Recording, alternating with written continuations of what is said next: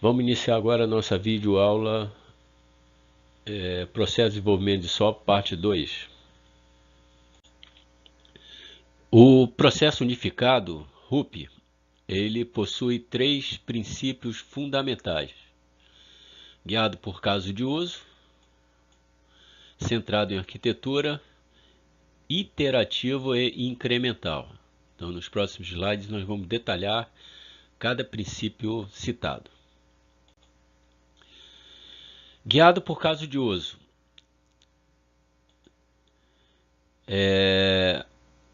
Todo sistema tem duas grandes categorias de requisitos: os requisitos funcionais e os requisitos não funcionais.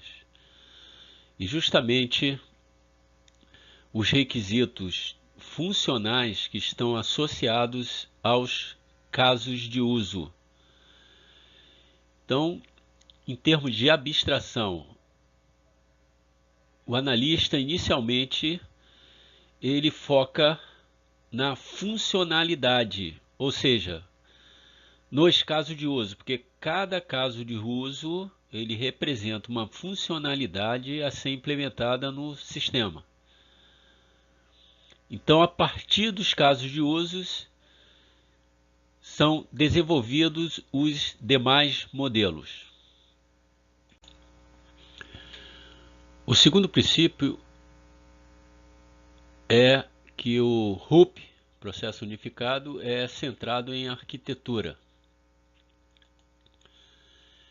A arquitetura deve permitir a realização dos requisitos. Isso aí é fundamental. Então, um pequeno exemplo aqui. Se no requisito para aumentar a performance de um grande sistema, um módulo internet, um módulo numa intranet, são tomadas decisões de requisitos não funcionais que determinam que o sistema deverá ter dois servidores de aplicação. Um para permitir a parte de uso com a interface da internet, outra internamente, por meio do uso de uma intranet. Então, esses requisitos eles vão refletir particularmente na arquitetura. Todo o desenvolvimento, toda a modelagem, ela vai ter que ser centrada nessa arquitetura que o sistema deverá ter dois servidores de aplicação. Isso é somente um exemplo. Abrangendo, a arquitetura abrangendo um conjunto de decisões sobre seleção de elementos estruturais, as classes, os componentes que irão compor esses elementos, suas interfaces que compõem o sistema e seu comportamento. Então, também teremos aí os diagramas de sequência que mostram os objetos instanciados das classes e a interação entre objetos, a comunicação por meio de mensagens. Essa modelagem é representada como exemplo aqui no diagrama de sequência. A composição dos elementos estruturais e comportamentais em subsistemas. Então a gente pode visualizar isso como exemplo nos diagramas de componentes, diagramas de implantação que define os nós computacionais, ou seja, a modularização da solução.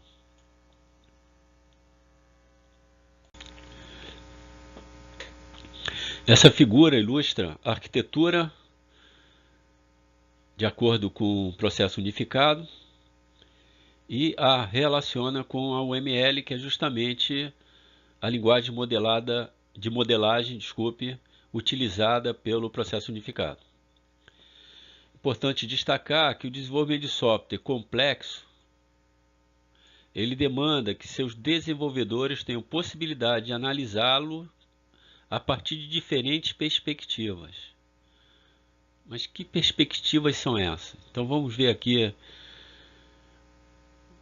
baseado lá no primeiro princípio lá do processo unificado, que ele é guiado por caso de uso. Então a gente pode visualizar aqui que a visão de caso de uso ela está centralizada aqui. O que significa isso? A visão de casos de uso ela permite gerar o modelo de casos de uso. esses modelos de caso de uso, eles têm dois artefatos. Ele é composto, cada modelo de casos de uso, é composto de um diagrama de casos de uso e descrições de caso de uso. Logicamente que o primeiro, o diagrama, é um artefato gráfico, e as descrições são artefatos textuais. A partir dessa perspectiva funcional, ou seja, o desenvolvedor ele vai aplicar uma abstração funcional e vai identificar as funcionalidades que deverão ser implementadas pelo sistema em desenvolvimento. A partir dessa abstração, dessa perspectiva, as demais visões, ou seja, os demais diagramas, eles serão gerados. Uma outra perspectiva é a visão de projeto. Então, a visão de projeto, ela gera diferentes modelos. Vamos exemplificar aqui dois. Primeiro, modelo de classes, materializados pelos diagramas de classe. Um diagrama estrutural. O diagrama de classe, a perspectiva dele principal é no dado, no objeto, identificar a estrutura dos objetos de negócio que serão instanciados, no sistema. Um outro exemplo é uma perspectiva dinâmica. Como é que os objetos se comunicam na consecução de um caso de uso, na realização de um caso de uso. Então, esse diagrama é um diagrama de sequência. Então, essa é uma outra perspectiva. Os objetos se comunicam por meio de mensagens. Então, essa perspectiva ela vai ser modelada no diagrama de sequência. Temos também aqui a visão de processo. A visão de processo enfatiza características de concorrência, sincronização e desempenho do sistema. Por exemplo, se por acaso o sistema for constituído de um único processo, que muitos sistemas são, a visão de processo é irrelevante. Uma outra visão, uma outra perspectiva é a visão de implementação. E como exemplo, o modelo de implementação materializado por meio dos diagramas de componente. Então, é uma perspectiva da interação dos principais componentes de um sistema.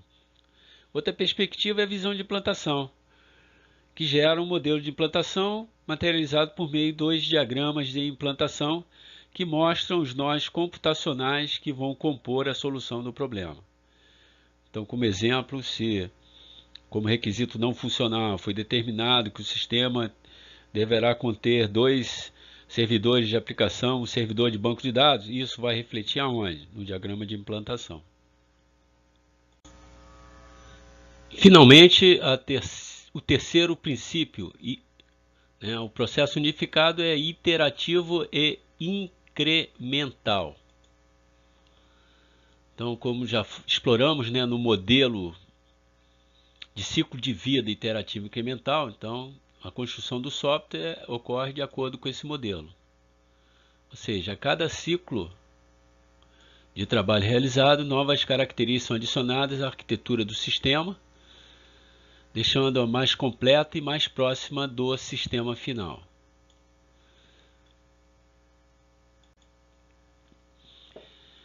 Essa figura mostra o processo unificado do ponto de vista gerencial, de acordo com a gestão de projeto, de acordo com utilizando o processo unificado.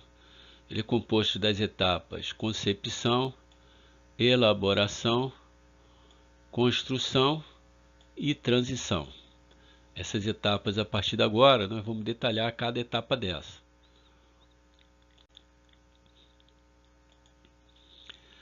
Concepção exige do analista uma visão inicial e geral do sistema a ser desenvolvido, podendo-se utilizar a modelagem de estado ou de atividade como modelagem de negócio. Então aqui é interessante, uma coisa muito moderna hoje, é você usar um diagrama de atividade para fazer a modelagem de um processo de negócio. Como entendimento, para melhor entendimento do negócio que você vai modelar. Então isso é muito moderno hoje, utilizar, né, tanto o diagrama de estado como o diagrama de atividades como modelagem de negócio. A partir dessa compreensão, pode-se obter os requisitos fundamentais do projeto, funcionais e não funcionais, identificação e descrição preliminar dos casos de usos mais críticos. Então isso ocorre na etapa de concepção. Pode-se elaborar um modelo conceitual preliminar, fundamental isso, justamente um diagrama de classe, para compreensão da estrutura e da informação a ser gerenciada pelo sistema.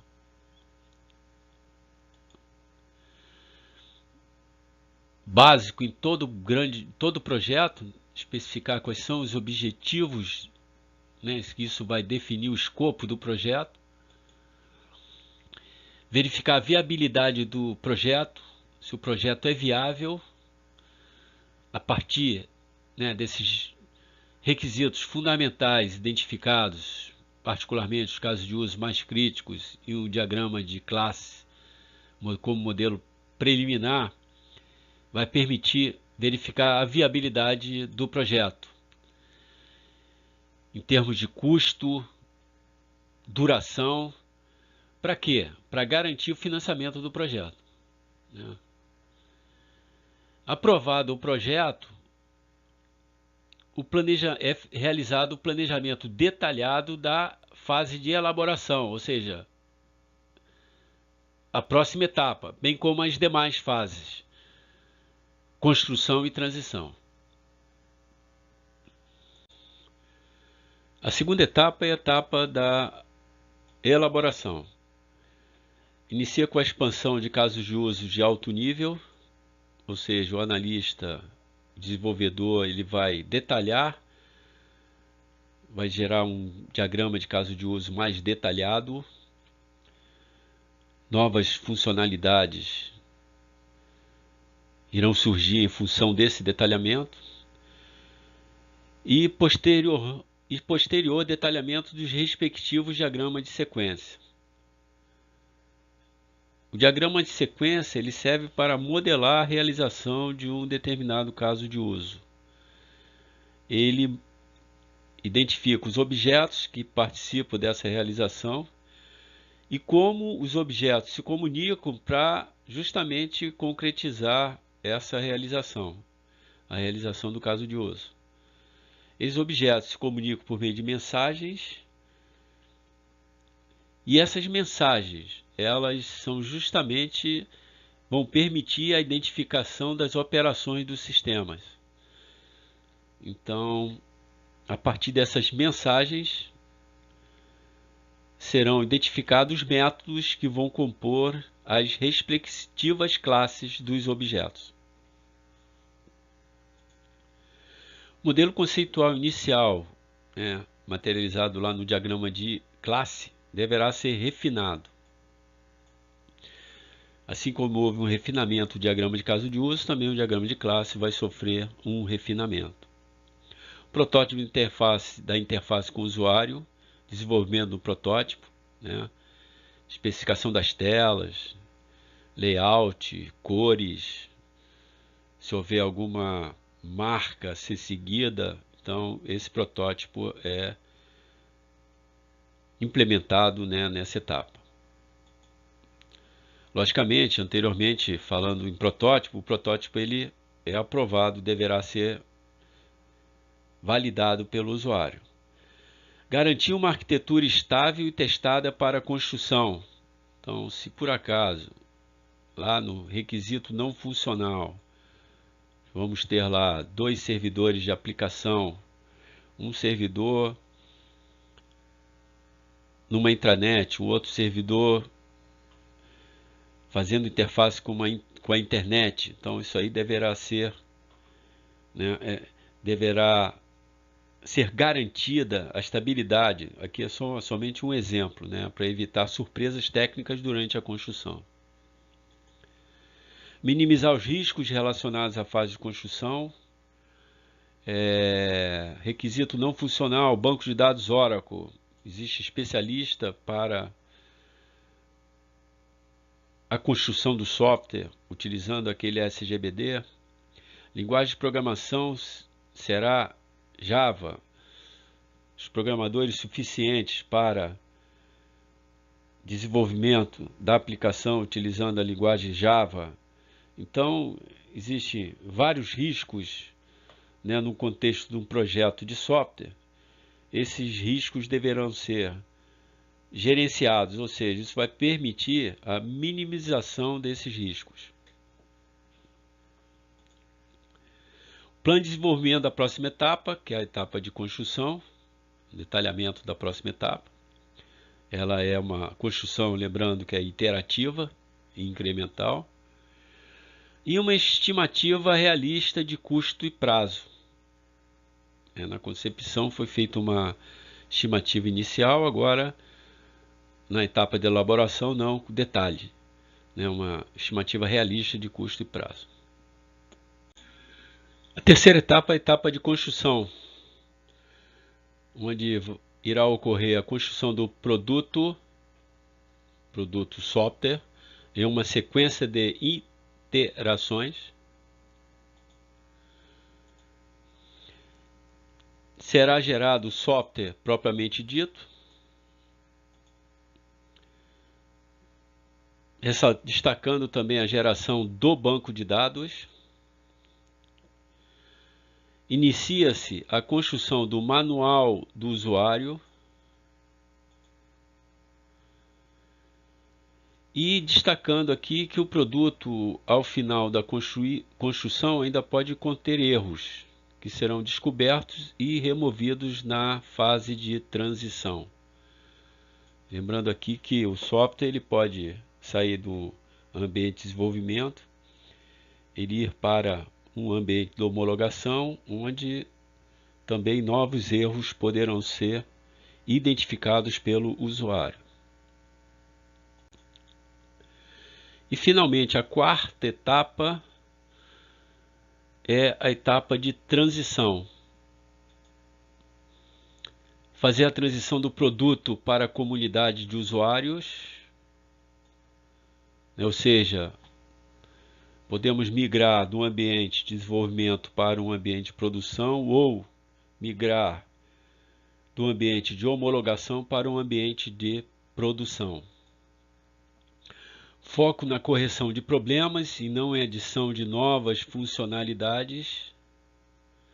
Os requisitos funcionais já foram detalhados, discutidos, validados pelo usuário. Então, nesse momento, o foco é na correção de problema. Sugestões são avaliadas, podendo ser incorporadas ainda nesta release. Modificações em função do feedback dos usuários, como foi citado, pode estar no ambiente de homologação. O usuário gerar um feedback para manutenção do software. Treinamento dos usuários, fundamental essa etapa. Às vezes o software é bastante complexo, requer treinamentos para que o software não somente tenha eficácia, mas também tenha efetividade, ou seja, os usuários efetivamente usem o software. Montagem da estrutura de suporte. Definição do processo de manufatura, se for o caso. Voltando na montagem de estrutura do suporte, poderá ser, dada a complexidade de um determinado sistema, poderá ser montado até um helpdesk. Finalmente, teste beta, aceitação final do software por parte do usuário.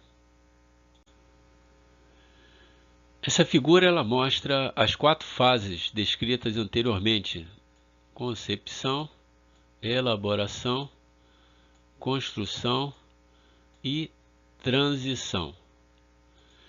Só que ela mostra aqui que o desenvolvimento do processo unificado, a gente pode chamar que ele é bidimensional. Então, uma das dimensões são as fases, né, citadas. Outra dimensão é o fluxo de trabalho. E nós temos aí atividades principais do fluxo de trabalho e nós temos atividades de apoio, que serão descritas posteriormente. Bem, o que a gente pode entender dessa figura? Que na etapa de concepção, quais são as principais atividades, quais são do fluxo de trabalho realizado? Modelagem de negócio, requisitos, análise e design. Existe alguma implementação? Sim, existe. Então a gente pode ver aqui que alguns casos de usos críticos, até para avaliação de arquitetura, por exemplo, eles podem ser implementados e podem ser testados.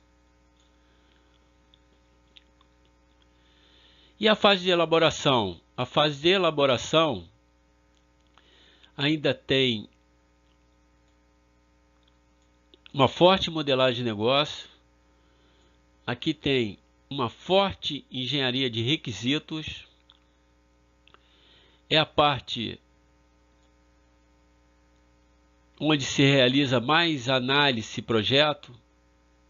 No caso aqui está sendo utilizada a palavra design. É feita alguma implementação.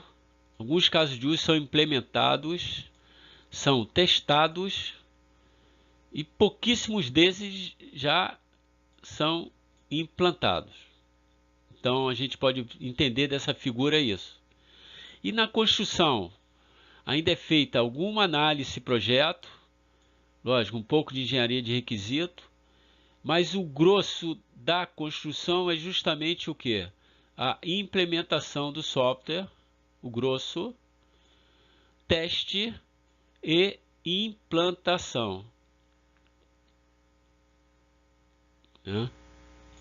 E na fase de transição, existe ainda alguma implementação, fruto principalmente de manutenções, de feedbacks de usuários, né? E onde é feita também aqui alguma implantação. Então, esse é o entendimento dessa figura.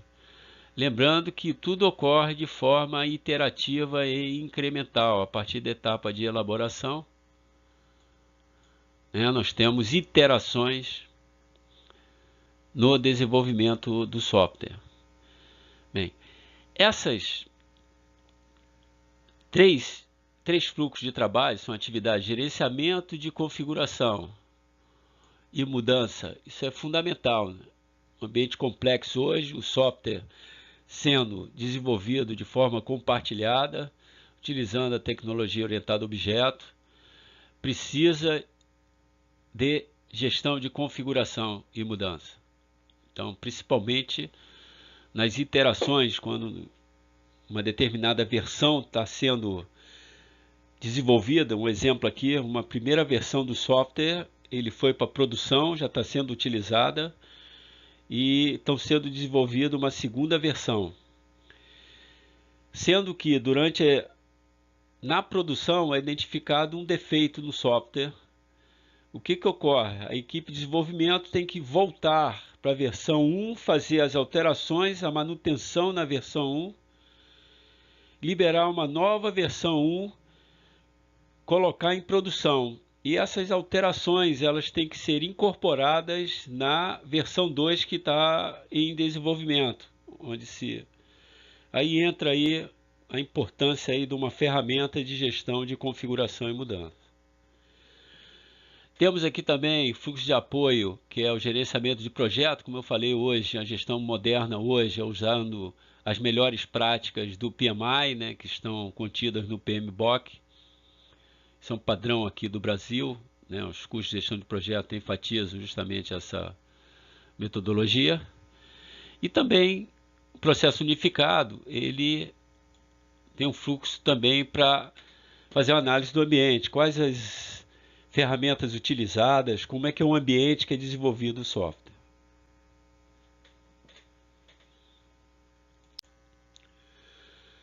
Nesta videoaula foram apresentados os principais princípios, né, do processo unificado e também do ponto de vista gerencial, as etapas, detalhadas etapas no desenvolvimento de acordo com o processo unificado. Até a próxima.